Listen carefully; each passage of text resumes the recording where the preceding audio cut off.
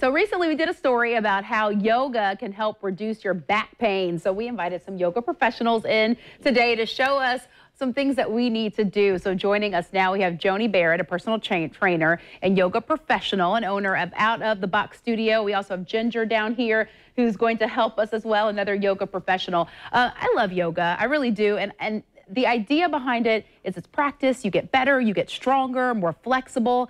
I do skip it though, because I feel like I don't have a whole lot of time and I want to burn calories, but there has to be a balance when it comes to getting your body fit. Absolutely, and one of the great things about yoga is it is designed to be a daily practice, and it is designed to be things that you can incorporate into your already fitness routine if you have one established, or just some basic things you can do as soon as you get out of bed in the morning, or before you go to bed at night, or you stand up at work after you've had a stressful day and you just need to just go, stress reduction. You know, you notice like some of the healthiest people, like Sting, I mean, that's what he does. He does yoga and that's it. And he has muscles, he's thin, he's long and lean. So I do think that if you incorporate this into your workout that you'll definitely see results. Let's talk about lower back pain because it affects so many people. And you're saying just a few moves, like when you get out of bed, will be helpful. Absolutely. So one of the key things to remember with people who have low back pain is I always bring my pelvis with me to kind of show this. So you don't have to deal with mine. So you have to, get up close and personal.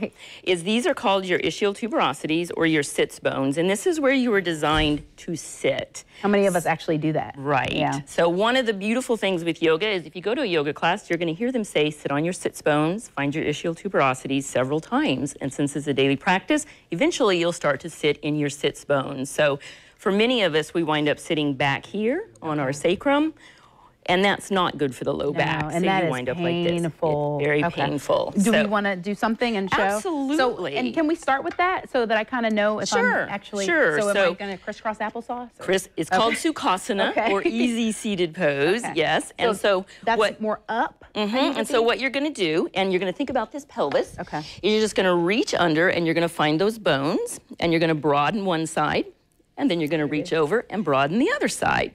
And you should feel like you're sitting in the bowl of your pelvis. Okay, let's get intimate. So is that like, am I just kind of pulling my butt out? You're just pulling your butt out. That's what you're doing. Okay. And so I'm going to feel the difference.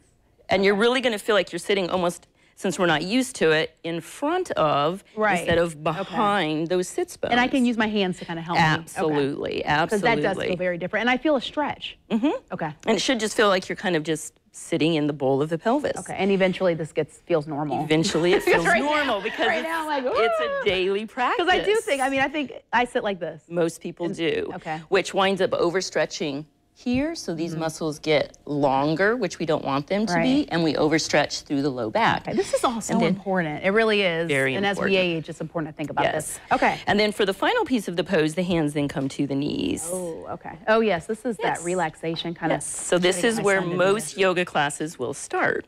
Okay, so that is one good one. And then another really good pose that we can come into is called child's pose. My favorite. I know this one. Okay. So to get into this, we usually come onto hands and knees. Oh, hands and knees first. Okay. Okay. And then since we're really thinking about low backs here, we're going to make sure that the feet are aligned. Okay. And then as we come back, we're just going to send those ischial tuberosities back. Okay. And that would be your child's pose. And then come forward. So love this. What we would want to do from here is some propping. So we can put a yoga block underneath the head. Can this be a pillow? It can be a pillow, absolutely. Because not everybody has this equipment at home. Ginger as well, so we'll put one under Ginger's head too. So we're looking really for this to be just a nice, long, soft line, so there's not any tension here. And then another thing you can do, if you raise your butt up for me. Me? Yeah. Like, put there, and then just sink back. Oh, yeah, that gives a different feeling. That softens all of this through here. And I want to hold this for how long? All day? All day if you can. Okay. For low backs, I would say about 5 minutes.